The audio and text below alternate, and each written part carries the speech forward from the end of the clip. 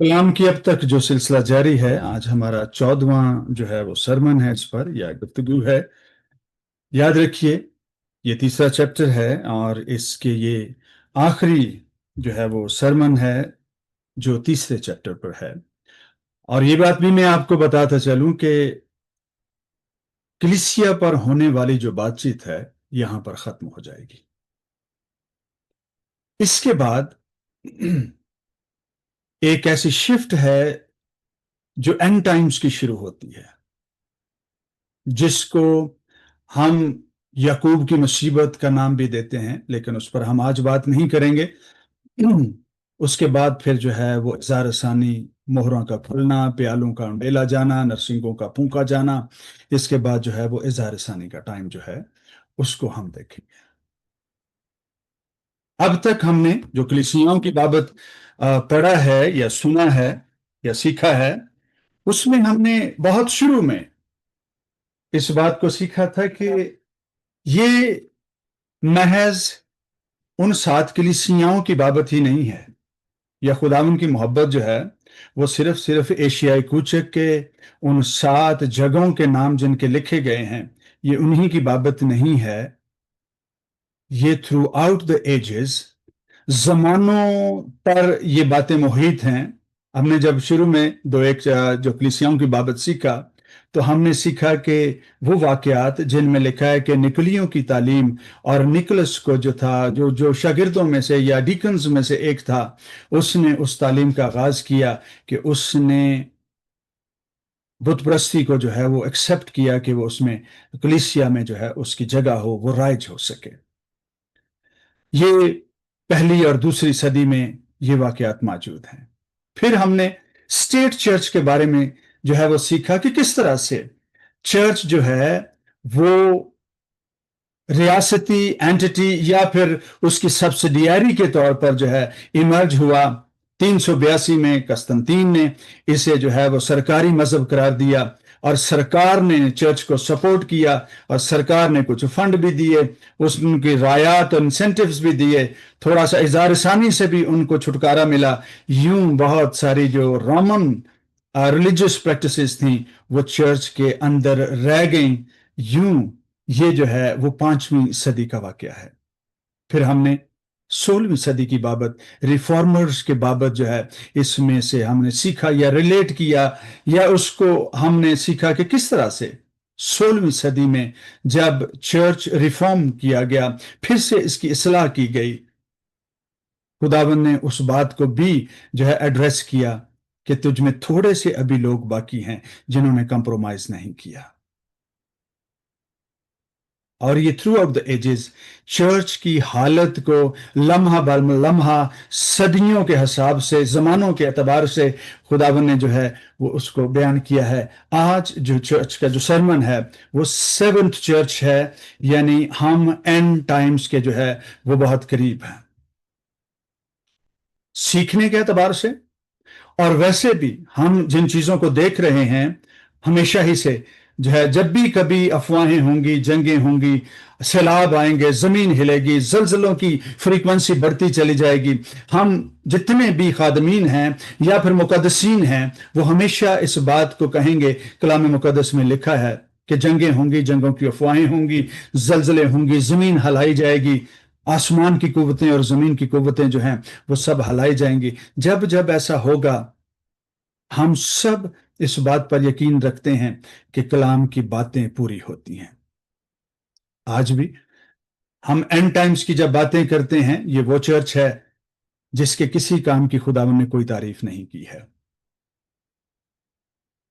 बाकी सारे जितने भी चर्चेस हैं, खुदावन ने कहीं ना कोई बात अच्छी उनकी तारीफ की है, उनके ईमान को जो है वो सराहा है।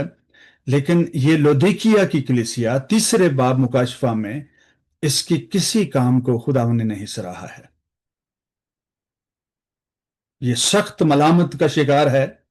उसकी वजूहात जो हैं आज हम उन पर जो है डिस्कस करेंगे, और ये भी کہ جس طرح سے ہم سٹڈی کر رہے ہیں چرچز کو، اسی طرح سے اگر ہم زمانوں کے اعتبار سے اس کا حساب لگائیں تو ہم ایسے وقت میں موجود ہیں جہاں پر ہم مقدسین کی جماعتوں کے ساتھ مل کر کہہ سکتے ہیں کہ ہمارا زمانہ جو ہے آخری زمانوں میں سے وہ ہے جس کے بعد جو ہے اظہار ثانی اور جو ہے بہت سارے جو چیزیں جو کلام مقدس میں لکھی ہیں وہ شروع ہونے کو ہیں۔ آئیے کلام مقدس کی طرف بڑھتے ہیں اور اسے پڑھتے ہیں اور اس پر ہم پھر بات کریں گے۔ اور لودیکیا کی کلیسیا کے فرشتہ کو یہ لکھ کے، مکاشفہ 3 باب اور اس کی 14ویں آیت۔ لودیکیا کی کلیسیا کے فرشتہ کو یہ لکھ کہ جو امین اور سچا اور برحق گواہ اور خدا کی خلقت کا مبدأ ہے، وہ فرماتا ہے، میں تیرے کاموں کو جانتا ہوں۔ ہم پہلے بھی ڈسکس کر چکے ہیں، یہ جملہ ججمنٹل ہے، میں تیرے کاموں کو جانتا ہوں۔ اور جب ہم کسی شخص سے یہ کہتے ہیں میں تینوں بھی جاننا، تیرے کماں بھی جاننا، تیرے باوجداد میں بھی جاننا ہے، یہ ججمنٹل سٹیٹمنٹ ہے۔ جب بھی کبھی لوگ ایسی گفتگو کرتے ہیں، اس کا مطلب ہے کہ انہوں نے پوری چھان بین کر رکھی ہے یا پھر وہ الزام لگا رہے ہیں۔ میں تیرے کاموں کو جانتا ہوں کہ تو نہ تو سرد ہے نہ گرم، کاش کہ تو سرد یا گرم ہوتا، پس چونکہ تو نہ تو گرم ہے نہ سرد بلکہ نیم گرم ہے، اس لیے میں تجھے اپنے منہ سے نکال پھینکنے کو ہوں۔ اور چونکہ تو کہتا ہے کہ میں دولت مند ہوں اور مالدار بن گیا ہوں اور کسی چیز کا محتاج نہیں، وہ اور یہ نہیں جانتا کہ تو کم بخت اور خوار اور غریب اور اندھا اور ننگا ہے، اس لیے میں تجھے صلاح دیتا ہوں کہ مجھ سے آگ میں تپایا ہوا سونا خرید لے تاکہ دولت مند ہو جائے، اور سفید پوشاک لے تاکہ اسے پہن کر ننگے پن کے ظاہر ہونے کی شرمندگی نہ اٹھائے، اور آنکھوں میں لگانے کے لیے سرما لے تاکہ تو بینا ہو جائے۔ میں جن جن کو عزیز رکھتا ہوں ان سب کو ملامت اور تنبیہ کرتا ہوں، پس سرگرم ہو اور توبہ کر۔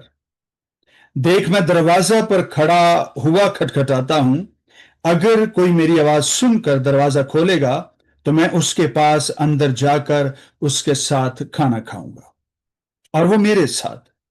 جو غالب آئے میں اسے اپنے ساتھ اپنے تخت پر بٹھاؤں گا، جس طرح میں غالب آ کر اپنے باپ کے ساتھ اس کے تخت پر بیٹھ گیا۔ جس کے کان ہوں وہ سنے کہ روح کلیسیاؤں سے کیا فرماتا ہے۔ کلام مقدس کا یہ حوالہ، یہ باتیں جو ہیں، یہ فائنل لیٹر ہے کلیسیاؤں کو۔ اور جب میں فائنل کا ورڈ لاسٹ نائٹ میں جب اسے لکھ رہا تھا تو مجھے ایک جھرجھری آئی اس بات کو سوچ کر کہ یہ آخری خط ہے، یہ آخری زمانہ ہے، آخری تنبیہ ہے، ملامت ہے، وارننگ ہے کہ تو سرگرم ہو، پرجوش ہو، پر خلوص ہو، تیری باتوں میں ہوس اور کسی قسم کا لالچ اور میرا کام کرنے کے لیے اس کے ساتھ جو ہے ڈوریاں نہیں بندھی ہونی چاہیے۔ بڑے خلوص سے کام کر، جس طرح سے میں نے اپنے باپ کی تابع داری کی تو بھی تابع داری کر۔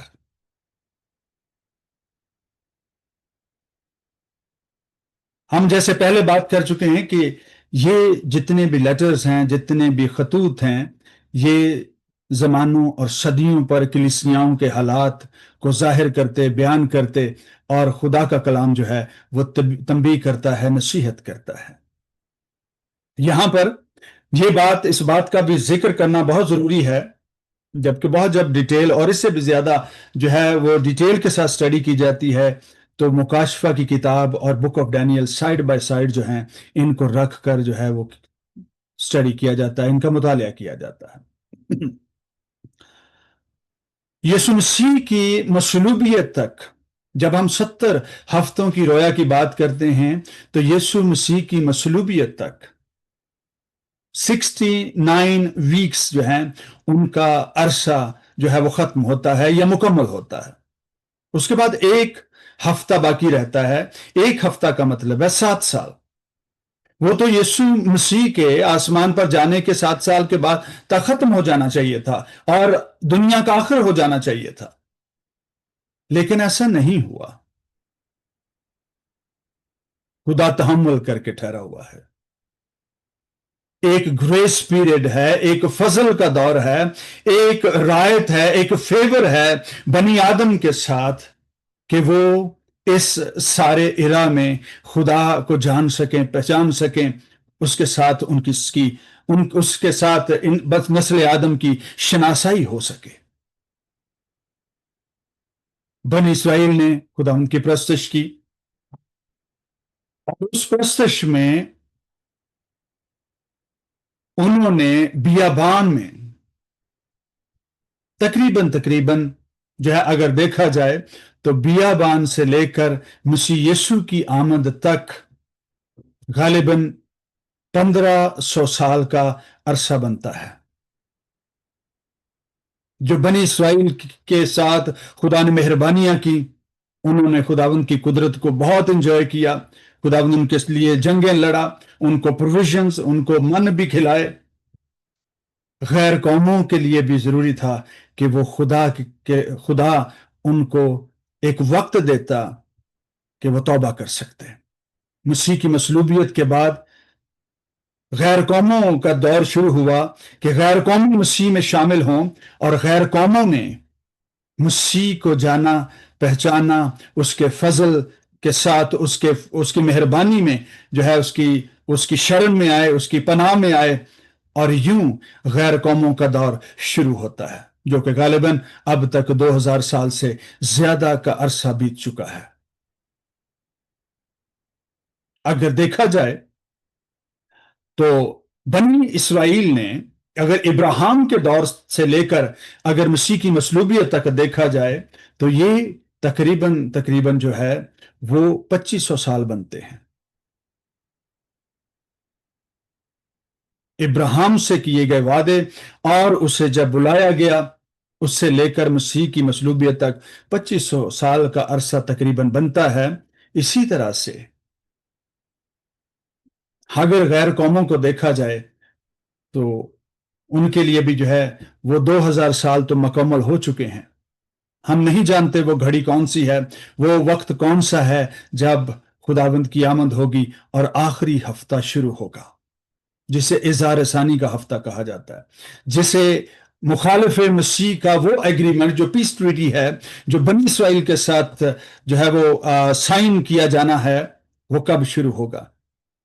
اس وقت اس گھڑی کی بابت، ان برسوں، ان مہینوں کی بابت خدا ہی جانتا ہے. ہم محض جو ہے وہ نشانات پر، علامتوں پر جو ہے وہ نگاہ کر کے ہم اپنی راہ کی راکھی کر سکتے ہیں اور اس تعلیم کی خبرداری کر سکتے ہیں، اپنا جو چوغا جو ہے اس کی حفاظت کرنے کی کوشش کر سکتے ہیں، تاکہ ہم ننگے پن کے ظاہر ہونے کی شرمندگی نہ اٹھائیں، کوئی ہمارا تاج ہم سے چھین نہ لے. اور یہ وہ وارننگز ہیں جس کا کلام مقدس میں بار بار ذکر ملتا ہے. 69 ہفتے یعنی ایک کم 70 ہفتے جو ہیں وہ مسیح کی مصلوبیت تک پورے ہو گئے. اس کے بعد فضل کا دور آیا، ہم جسے گریس پیریڈ کہتے ہیں، جس میں غیر قومیں خدا کے نجات کے منصوبے میں ریڈمشن پلان کا حصہ بنی، اور تب سے لے کر آج تک غیر قومیں مسیح کے فضل، اس کی مہربانی کو جو ہے وہ لیے ہوئے ہیں اور اس کو ساتھ ساتھ چل رہے ہیں. بنی اسرائیل جو ہیں وہ ناراض ہو کر، روٹ کر جو ہیں وہ اس جو ہے وہ بیٹے کی طرح، جو بڑا بیٹا تھا اس کی طرح جو ہے وہ روٹ کر بیٹھے ہوئے. اب یہاں پر جو ہے جب ہم بات کرتے ہیں کہ یہ آخری لیٹر ہے، یہ 7 جو لیٹر ہے یہ آخری کلیسیا ہے، اور مکاشفہ کی کتاب کی ترتیب کو جب آپ دیکھتے ہیں تو پہلے 3 چیپٹر جو ہیں وہ مکمل طور پر کلیسیا پر فوکس ہے. اس کے بعد ایک شفٹ چینج ہوتی ہے جس میں پھر آسمانی مقاموں کا ذکر ہوتا ہے، خدا کی قدرت کا ذکر ہوتا ہے، اور اس کے بعد پھر جو ہے وہ مہروں کے کھلنے اور مصائب کا آغاز ہوتا ہے. یہ بات یاد رکھیے گا کہ ان چیزوں میں جب ہم مکاشفہ کی کتاب کی اسٹڈی کر رہے ہیں، ٹائم لائنز کو جو ہے وہ سیکھنا جاننا، ان کی بابت ہماری جو ہے وہ نوحہ ہونا جو ہے وہ نہایت لازمی ہے۔ یہ جو گیپ ہے ایک ہفتے کا، 69ویں ہفتے اور 70ویں ہفتے کے درمیان، یہی کلیسیا ہے۔ جب ڈینیل نے اس ویژن کو دیکھا، نہیں جانتے تھے کہ چرچ نام کی چیز کیا ہے، کس طرح سے ہوگی، کیا ہوگا، کون آئے گا، وہ اس بات سے ناواقف تھے، کیونکہ ان کا فوکس یہ تھا کہ میرے شہر کے ساتھ کیا ہوگا اور میری قوم کے ساتھ کیا ہوگا۔ خداوند نے اسے وہی دکھایا، وہی بتایا جو اس نے سوال کیا تھا۔ اس کی توجہ، اس کی فکر جو ہے اور صرف یہ تھی کہ بنی اسرائیل کے ساتھ کیا ہوگا اور مقدس شہر کا کیا بنے گا، اس کا فیوچر کیا ہوگا۔ اور خداوند نے اسے دکھایا 70 ہفتوں کی صورت، رویا کی صورت میں، کہ کس طرح سے اس شہر کے ساتھ، تیرے لوگوں کے ساتھ کیا ہونے والا ہے۔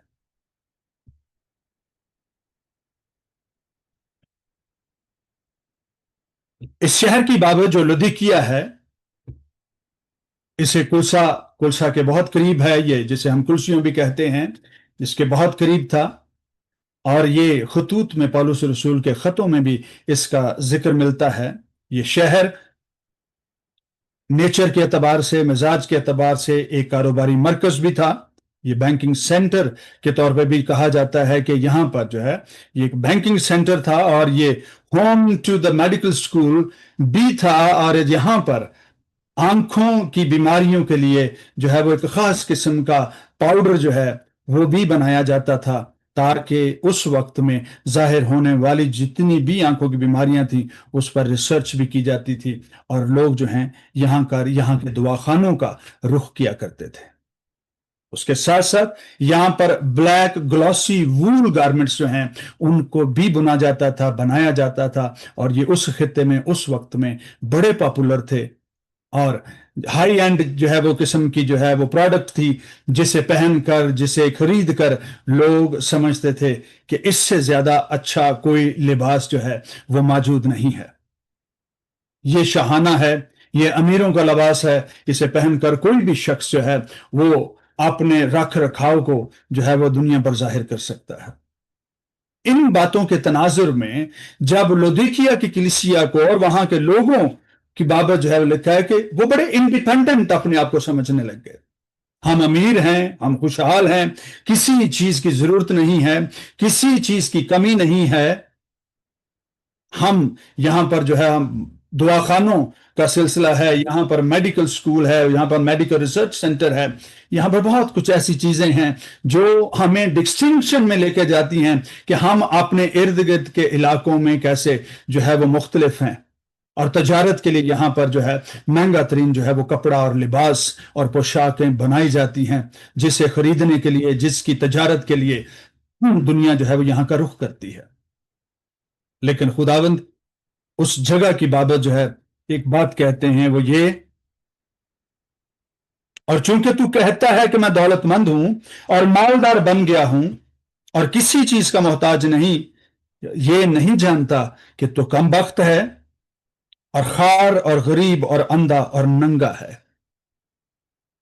ان کی نگاہ میں، ان کی نظر میں وہ امیر ہیں، ان کی نگاہ میں وہ جو ہیں کسی چیز کے محتاج نہیں ہیں، لیکن خداوند کا کلام فرماتا ہے کہ تیرے جیسا غریب اور کم بخت اور خار جو ہے کوئی شخص نہیں ہے۔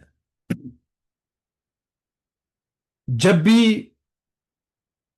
اور یہ کوئی پہلی دفعہ نہیں ہے، انسان ہمیشہ ہی سے اس کی کوشش رہی ہے کہ میں کسی کا محتاج نہ رہوں، میں ہمیشہ سے انڈیپینڈنٹ ہوں، میرا اپنا پیسہ ہو، میرا اپنا علم ہو، اور میں سب پر جو ہے وہ سبقت لے جاؤں، اور میں کسی سے مانگنے کا محتاج نہ ہوں۔ سب سے پہلا جو کام جو عدن میں ہوا تھا وہ بھی انڈیپینڈنس کا ہی تو سلسلہ تھا، کہ میں اپنی عقل سے جیوں، میں نیک اور بد کی پہچان میں جب خدا کی مانند ہو جاؤں گا تو پھر تو مجھے کسی چیز کا محتاج ہونا ہی نہیں پڑے گا۔ آج بھی چرچ، آج بھی کلیسیاں، آج کی جنریشن جہاں پر کھڑی ہے وہ سب سے زیادہ آپ جانتے ہیں، میں تھوڑا سا علم جو مجھے معلوم ہے ٹین ایجرز کے ساتھ یا نوجوانوں کے ساتھ یا اپنے بچوں کے جو ہے وہ ذاتی تجربات سے، وہ یہ کہ ہر نوجوان بچہ جب وہ 14-15 سال کی عمر کو پہنچتا ہے، اس کی کوشش ہوتی ہے میری اپنی آئیڈینٹی ہو، اور وہ سوال کرنا شروع کرتا ہے میں کب جو ہے ڈی ایم وی جا کر جو ہے میں کب جو ہے وہ اپنا آئی ڈی کارڈ کا بنوا سکتا ہوں۔ جب اس کے اسکول میں آئی ڈی کارڈ ملتا ہے 9th اور 10th گریڈ میں جا کر، وہ بڑا خوش ہوتا ہے، اسے بڑے فخر سے جو ہے وہ اپنی پتلون کے سائڈ پر لٹکا کر رکھتا ہے تاکہ دنیا دیکھے کہ میرے پاس آئی ڈی کارڈ ہے۔ اس کی اپنی آئیڈینٹی، اس کا اپنا نام، اس کی اپنی تصویر جو اس کے کارڈ پر موجود ہے۔ تھوڑا سا اور بڑا ہوتا ہے، ان کی کوشش ہوتی ہے کہ ہماری جیب میں ہمارے اپنے پیسے ہوں، وہ خواہ خود کے کمائے ہوئے ہوں یا پھر والدین سے لیے ہوئے ہوں، وہ اس بات سے خوشی محسوس کرتے ہیں کہ ہم انڈیپینڈنٹ ہیں۔ والدین ہم جب شاپنگ کریں تو والدین ہمارے لیے پیمنٹ نہ کریں، بلکہ ہم خود جا کر کاؤنٹر پر جو ہے وہ پیسے رکھیں یا کارڈ رکھیں تاکہ ہم خود پے کر سکیں۔ تھوڑے سے اور بڑے ہوتے ہیں، ان کو آزادی ملتی ہے کہ وہ اپنے اپنے کاموں کی بابت، اپنے سبجیکٹس کی بابت، اپنی لائف کی بابت فیصلے کرنا جو ہے وہ چاہیں۔ والدین اگر انٹرپٹ کرتے ہیں تو وہ کہتے ہیں آئی نو دیٹ، میں جانتا ہوں مجھے کیا کرنا ہے، میں نے اس کو جو ہے وہ جان لیا ہے۔ وہ پھر اور اس کے بعد پھر اپنی جاب کی بابت، فیوچر جو کہ جاب ابھی ہے بھی نہیں ہے، اس کے پیسوں کی کیلکولیشن کرتے رہتے ہیں۔ اگر میں اتنے ڈالرز پر آور کماؤں گا تو میرے پاس کتنے پیسے ہو جائیں گے۔ پھر ایک وقت آتا ہے بچے اسکول سے بریک لینا چاہتے ہیں تاکہ پیسہ کما سکیں۔ وہ پلان کرتے ہیں اگر میں 6 مہینے بریک لیتا ہوں اور اس میں نوکری کرتا ہوں، اگر میں جو ہے $100 جو ہے وہ ایک ہفتے میں کماؤں گا تو میرے مہینے میں اور پھر اتنے مہینوں میں میرے پاس کتنے پیسے ہوں گے۔ By the and of the day جب وہ اپنے پلانس کو ایگزیکیوٹ کرتے ہیں، by the and of the day school سے چھٹی بھی کی، پیسے بھی جیب میں نہ رہے، اور جتنی چیزیں ان کی اپنی کیلکولیشن اور ہر اپنی سوچ کے مطابق تھیں وہ سب کی سب فیلئر کا شکار ہوتی ہیں۔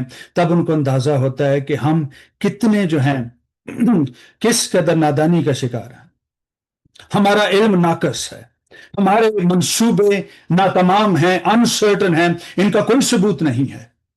اور یہ وہ سوچتے ہیں جو عقل مند ہیں، ہارڈر وے میں زندگی کو سیکھتے ہیں۔ کلام مقدس یہی تو کہہ رہا ہے کہ اینڈ ٹائمز میں جو لوگ ہیں وہ طبعی محبت سے خالی، سیلف سینٹر ہوں گے، سیلفش ہوں گے، اپنے آپ کے علاوہ کسی چیز سے محبت نہیں کریں گے۔ یہ وہ چیزیں ہیں جو آخری دنوں میں ہونے والی ہیں، اور اس وقت ویسٹ میں کہہ سکتا ہوں، ایسٹ میں شاید ابھی نہیں، لیکن ویسٹ میں کہہ سکتا ہوں کہ انسان جو ہے وہ تنہا جینا پسند کرتا ہے۔ جوائنٹ فیملی سسٹم اس کو پسند نہیں ہے، کوئی اس کے لیے فیصلے کرے اسے پسند نہیں ہے، وہ انڈیپینڈنٹ رہنا چاہتا ہے۔ اور یہ وہ نشانات ہیں جو بائبل مقدس میں جو ہے وہ واضح طور پر لکھے ہیں کہ آخری زمانہ میں لوگ خود سے زیادہ محبت کریں گے، سیلفش ہوں گے، سیلف سینٹرڈ ہوں گے، اپنی بہتری چاہیں گے اور کسی دوسرے کا بھلا کرنا پسند نہیں کریں گے۔ ان کو اپنے علاوہ کوئی نظر نہیں آئے گا۔ یہی حال اس کلیسیا کا بھی ہے، کیونکہ یہ سمجھتی ہے آج ہمارے پاس بینکنگ سسٹم ایڈوانس، اور اس سے بھی ایڈوانس ہونے والا ہے۔ آپ گھر بیٹھے چیک ڈپازٹ کرتے ہیں، مہینوں تک کوئی لوگ اکثر بینکس میں نہیں جاتے، گھر بیٹھ کر سارے بینکنگ جو ہے اس کو ہینڈل کرتے ہیں۔ گھروں سے بیٹھ کر جو ہے وہ بینکنگ کا نظام چلایا جا رہا ہے۔ پرسنل آپ کا اگر بینک اکاؤنٹ ہے آپ اسے آپریٹ کر سکتے ہیں۔ آپ گھر بیٹھے کیلکولیشنز کرتے رہتے ہیں مجھے کتنا انٹرسٹ ملے گا۔ جتنے لوگ بینکنگ سسٹم سے جو ہے جن کی واقفیت ہے وہ ضرور اس بات کو سیکنڈ کریں گے کہ کس طرح سے انسان اپنے روپے پیسے کی کیلکولیشن میں کتنا سیلفش ہے اس وقت۔ اس وقت علم کا یہ حال ہے، ہر انسان یہ سمجھتا ہے کہ دنیا کے علم کی جتنے خزینے اور دفینے ہیں وہ میرے پاس موجود ہیں۔ اے آئی ہے، آپ کا ٹیلی فون ہے، آپ کے پاس ڈیوائسز موجود ہیں، آپ کے پاس گیجٹس موجود ہیں، آپ دنیا بھر کے علم تک آپ کی رسائی ہے، اور انسان سمجھتا ہے کہ میں انلائٹنڈ ہو گیا ہوں، مجھے جو ہے وہ علم کا بڑا نور حاصل ہے۔ اور یہ بھی سمجھتا ہے کہ دنیا کی بہترین پوشاک جو ہے میں اس کو خرید سکتا ہوں، اسے پہن سکتا ہوں، لیکن اس کے باوجود خدا کا کلام فرماتا ہے کہ یہ سب کچھ ختم ہونے والا ہے، یہ سب کچھ کسی شخص کی برہنگی نہیں ڈھانپ پائے گا، کیونکہ جو شرمندگی، جس شرمندگی کا سامنا اس وقت یہ حال ہے کہ لوگوں نے اپنے آپ کو ہائبرنیٹ کر رکھا ہے، اپنے گھروں میں، اپنے کمروں میں، اپنی ذات میں، اپنے ایک چھوٹے سے گروپ میں، اپنے لائک مائنڈڈ جتنی بھی آپ کے گروپس ہیں، کلبز ہیں، لوگوں نے اس میں اپنے آپ کو جو ہے وہ حنوط کر رکھا ہے۔ کیوں؟ کیونکہ وہ نہیں چاہتے کہ دنیا ان کی بابت کسی بات کو جان پائے۔ لیکن اس وقت سے چرچ کو، انڈیویجولز کو، ہم سب کو اس وقت سے ڈرنا چاہیے جب آسمان کے لشکر اور زمین کے لشکر، جب سے زمین کا آغاز ہوا ہے، ان لوگوں کے سامنے ان کے کاموں کا بیان کیا جائے گا، دکھایا جائے گا، سنایا جائے گا کہ یہ وہ شخص ہے جس کے کام دنیا میں جیتے جی جو ہے وہ کیسے رہے ہیں۔ تب انسان جو ننگا ہوگا اس کی شرمندگی اس کی برداشت سے باہر ہوگی۔ ہم سب زمانے کے اعتبار سے، دنیا کے اعتبار سے، جسمانی اعتبار سے ہم بہت اچھے ہیں، بہت کورڈ ہیں، ہر طرح سے جو ہے وہ پروٹیکشن جو ہے اس کا احساس ہوتا ہے، لیکن اینڈ ٹائمز جو ہے اس کی بابت کہا گیا ہے کہ دنیا کو اور لوگوں کو مسیح سے، کلام مقدس جو آگ میں تپایا ہوا سونا ہے، اس کی ضرورت ہے۔ یہ حقیقی دولت ہے جو کبھی نہ ختم ہونے والی ہے، جو آسمانی مقاموں پر ابدیت میں ہمارے ساتھ ہماری پروٹیکشن کے طور پر ہوگا۔ آنکھوں میں لگانے کے لیے سرما لے لے تاکہ تیری بینائی واپس آ جائے، تو اندھے پن کو جو ہے وہ دیکھ سکے کہ کیسا اندھا ہے، تجھے نظر نہیں آتا۔ جو خول جو ہے وہ سیلف انڈیپینڈنس کا تیری آنکھوں پر چھپا ہوا ہے، تاکہ وہ کلام کی روشنی کے سبب سے، سرمے کے سبب سے اتر جائے، تاکہ تجھے اندازہ ہو کہ تو کیسا جو ہے وہ تاریک دنیا میں رہنے والا شخص ہے۔ جس کو تو روشنی سمجھتا ہے وہ در حقیقت تیری تاریکی ہے، جو تجھے موت کے اندھیروں میں داخل کرے گی اور وہاں سے کوئی نکال نہیں سکے گا۔ اور پھر یہ کہ تو سمجھتا ہے کہ تیرے پاس بہترین لباس ہے، تیرا شہر جو ہے وہ سب سے اچھی تجارت کا مرکز ہے، یہاں پر اچھا کپڑا ملتا ہے، اچھے سے اچھا لباس ملتا ہے، تجھے جو ہے وہ سفید لباس کی ضرورت ہے تاکہ تو اپنے ننگے پن کے ظاہر ہونے کی شرمندگی نہ اٹھائے۔ دنیا سے جیسے باقی کی دنیا ہے ویسا تو بھی ہے، لیکن ایک وقت آنے والا ہے جس میں دنیا کا کوئی کپڑا جو ہے کسی کی شرمندگی نہ ڈھانپ سکے گا۔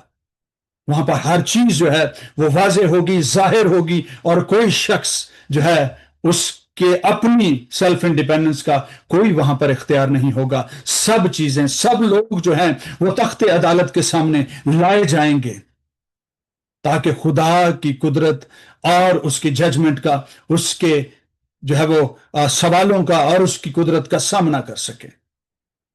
ہر ایک چیز روشنی میں جو ہے وہ لائی جائے گی، ہر کام جو ہے اس کا ذکر کیا جائے گا، بعض کا جزا کے لیے اور بعض کا سزا کے لیے۔ کلام مقدس میں جب ہم یہ پڑھتے ہیں کہ تو نہ تو گرم ہے اور نہ ہی سرد، اس کا مطلب ہے کہ ہماری جنریشن جو ہے نہ تو اس نے پورے طور پر خدا کو چھوڑا ہے، اور نہ ہی اسے پورے طور پر قبول کیا ہے۔ وہ ہاں نہ، یس نو، کبھی یس کبھی نو، جدھر اس کا فائدہ ہوتا ہے وہ ادھر ہی لڑک جاتی ہے، وہ ادھر ہی اس کا جھکاؤ جو ہے وہ ہونا شروع ہو جاتا ہے۔ خداوند کا کہنے کا مقصد اور مطلب یہ ہے کہ تو نہ تو میرے ساتھ پورے طور پر ہے اور نہ ہی تم میرے خلاف ہے، تو کرنا کیا چاہتا ہے، تیرا مزاج کیسا ہے، یہ موقع شناسی، یہ اس قسم کی جو ہے وہ سیلفشنس، وہ تیرے لیے نہایت خطرناک ہے۔ سرگرم ہو، پرجوش ہو، پرخلوص ہو، دو مالکوں کی خدمت کرنے سے باز رہ، اپنے مفاد کی پرستش نہ کر۔ جو درست ہے، جو راست ہے، اسی کو عمل میں لا، کیونکہ کلام مقدس میں جو ہم نے پہلی باتیں پڑھی ہیں وہ کیا ہے؟ جو امین اور سچا اور بے گواہ خدا کی خلقت کا مبدا ہے، وہ یہ فرماتا ہے یسوع مسیح جو ہیں انہوں نے سچائی کی بابت انہوں نے اپنا حوالہ دیا ہے کہ خواہ تجھے جج کے سامنے کھڑا ہونا پڑے، خواہ تجھے جو ہے وہ ڈیتھ سینٹینس کا بھی سامنا ہو، اس وقت بھی تو سچائی کے ساتھ کھڑا رہے۔ اپنے مفاد جان بچانے کے لیے کبھی جو ہے وہ خدا کی ذات کا اور میرا انکار مت کر، کلام کے ساتھ کھڑا رہے۔ اور انہوں نے کہا جو بارحق گواہ ہے، پینتوس پیلاطوس کے سامنے یسوع مسیح کھڑے ہوئے اور انہوں نے اس بات کا اظہار کیا کہ میں اس لیے آیا ہوں کہ حق کی، سچائی کی گواہی دوں، اور جو حقانی ہے وہ میری آواز کو پہچانتا ہے۔ یہ بات یسوع مسیح ناصری نے پینتوس پیلاطوس کے سامنے کہی اس وقت جب کہ وہ مسیح سے گفتگو کر رہا ہے کہ تو جانتا ہے کہ مجھے تجھے چھوڑ دینے کا بھی اختیار ہے اور تجھے مصلوب کر دینے کا بھی۔ اور یسوع مسیح نے کہا کہ برحق گواہ ہوں، سچا گواہ ہوں، موت کے سامنے کھڑے ہو کر بھی میں سچائی کے ساتھ جیسے کھڑا رہا، تجھے بھی ضرورت ہے کہ تو سچائی کے ساتھ کھڑا رہے، خواہ موت کا ہی سامنا کیوں نہ کرنا پڑے۔ خدا کی ساری خلقت کا مبدا ہوں، اوریجن ہوں، ساری خلقت میرے سبب سے پیدا ہوئی ہے۔ اس کی اگر ہم دو تین جو طرح سے اگر ہم اس کو جو ہے وہ سیکھنے کی کوشش کریں تو یہ درست ہوگا۔ خدا کی خلقت کا مبدا فرشتوں سے بھی بزرگ، اس کی عمر کی کوئی جو ہے ابتدا نہیں ہے، یہ وہ ہے۔ ابتدا جو ہے خدا کی خلقت کی ابتدا جو ہے خدا کا کلمہ ہے، یسوع مسیح ناصری ہے جس نے اس مکاشفہ کو رسول تک پہنچایا۔ وہ فرشتوں سے بھی بڑھ کر اور بزرگ ہے،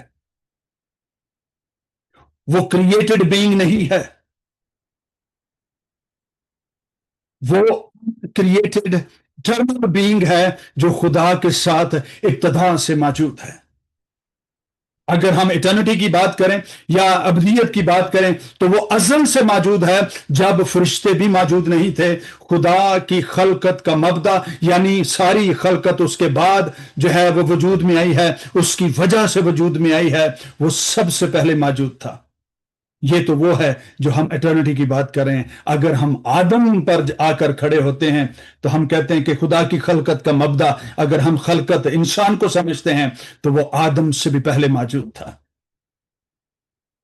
جس نے آدم کے نتنوں میں دم پھونکا اور آدم نے آنکھیں کھول کر جس کو پہلی دفعہ دیکھا، یہ وہی ہے جو زمین پر اس وقت اپنے تجسم سے پہلے موجود تھا، جو دنیا کو، جو ابراہیم کو، جو موسیس کو، جنہوں نے دیکھا انہوں نے یسوع مسیح ناصری کو دیکھا، کیونکہ یسوع مسیح کے اپنے الفاظ جو ہیں وہ اناجیل میں موجود ہیں۔ اس سے پہلے کہ تمہارا باپ ابراہیم پیدا ہو میں ہوں، وہ میرا دن دیکھنے پر بڑا خوش تھا۔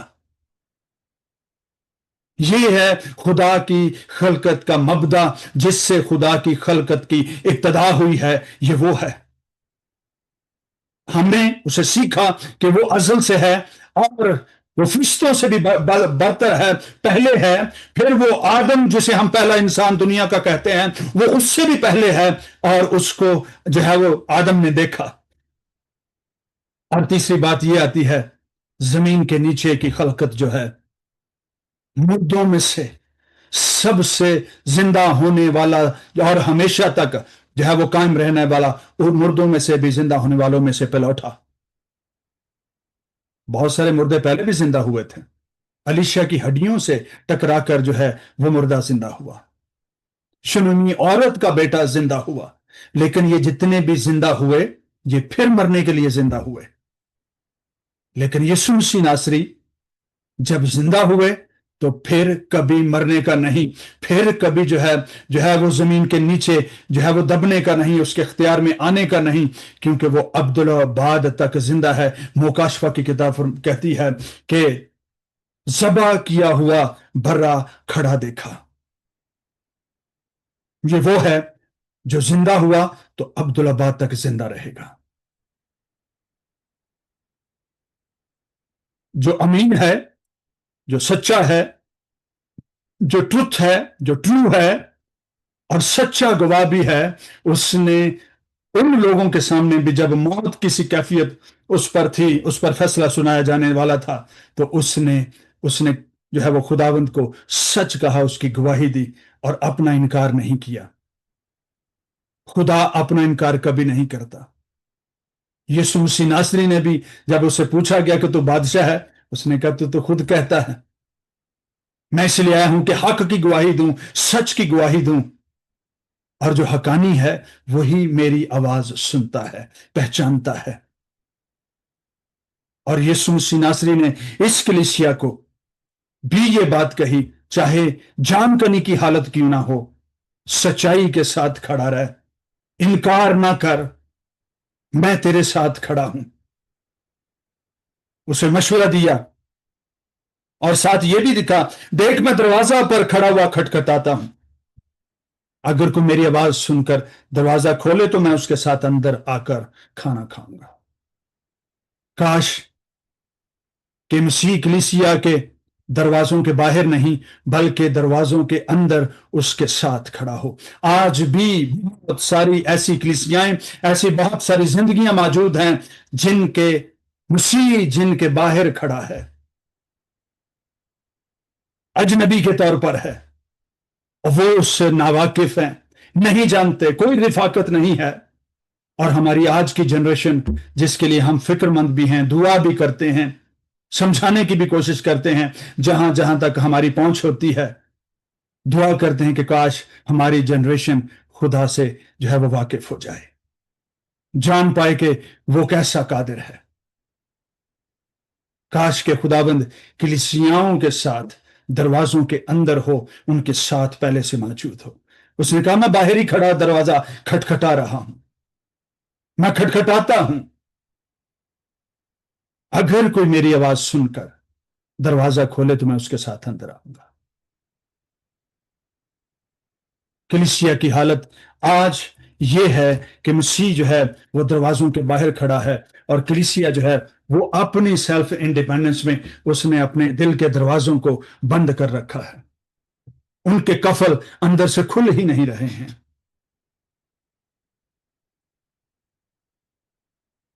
یہ 7واں لیٹر ہے، یہ فائنل لیٹر ہے چرچ کو، یہ وہ آخری وقت ہے جس کی بابت ہم جو ہے وہ کلام مقدس میں پڑھتے ہیں۔ جنگیں اور ان کی افواہیں یہ بڑھتی جا رہی ہیں، پانیوں سے جو ہے وہ زمین کا تباہ ہونا، یا اس کی فریکوینسی بڑھتی چلی جا رہی ہے، زلزلوں کی فریکوینسی جو ہے وہ دنیا بھر میں بڑھتی جا رہی ہے۔ کیوں؟ کیونکہ ہم ساری چیزوں کو بائبل مقدس میں پڑھتے ہیں کہ یہ سب میرے آنے کا نشان ہوں گی، اور یہ مصیبتوں کا شروع ہوں گی۔ یہ وہ مصیبت نہیں ہوگی بلکہ ان مصیبتوں کے آنے سے پہلے کی باتیں ہوں گی، اور یہ مصیبتوں کا جو ہے وہ آغاز ہوں گی۔ کلیسیا کو خبردار کیا گیا، تیسرا چیپٹر جو ہے یہاں پر اختتام ہوتا ہے، اور خدا خبردار کرتا ہے کہ میرے آنے تک جو غالب آئے اسے میں اپنے تخت پر اپنے ساتھ بٹھاؤں گا۔ پہلے ایسی کوئی بات نہیں کی گئی ہے، پہلے انعاموں کا ذکر کیا گیا ہے، لیکن یہ وہ ہے جو اس مصیبت میں سے ہو کر گزریں گے۔ جتنے بڑے چیلنجز ہیں اتنا بڑا ریوارڈ بھی ہے۔ جو اس میں ثابت قدم رہیں گے ان کی بابت لکھا ہے کہ وہ خدا کے بیٹے کے ساتھ اس کے تخت پر بیٹھیں گے، جیسے وہ غالب آ کر مصائب کا سامنا کر کے موت کا فیصلہ سنایا جانے کو تھا، وہاں بھی اس نے خدا کے کلام کی گواہی دی۔ اسی طرح سے اس وقت میں ثابت قدم رہنے والے مسیح کے ساتھ تخت پر بیٹھ کر قبیلوں کا انصاف کرنے والوں میں شامل ہوں گے۔ خداوند آپ سب کو اور مجھے بھی اس کلام کے وسیلہ سے برکت بخشے۔ خدا باپ، ہم سب مل کر تجھے مبارک کہتے ہیں، تیری تعریف کرتے ہیں۔ خداوند، منت کرتے ہیں کہ ہمیں کلام کی اور گہری باتوں کو جاننے اور سمجھنے کا فضل بخش دے۔ ہم اور ہماری جنریشن یسوع کے نام سے خداوند تجھے جانتی جائے، جان جائے، اور مسیح کے قد کے اندازہ کے موافق بڑھتی چلی جائے۔ مصائب میں، تکلیفوں میں، چیلنجز میں اور سچویشنز میں خداوند تیرا روحی ہمارا مددگار ہو، اچھے بھلے فیصلے کرنے کا فضل بخش دے۔ جتنے خداوند اس کلام کو سنتے ہیں اور جو بعد میں بھی سنیں گے، سب خدا کے بیٹے یسوع کے نام میں برکت پائیں۔ تیرا راج زمین پر قائم ہو، دلوں پر قائم ہو، ہماری زندگیوں میں قائم رہے۔ خداوند تیری تعریف ہو، یسوع مسیح کے نام میں، آمین۔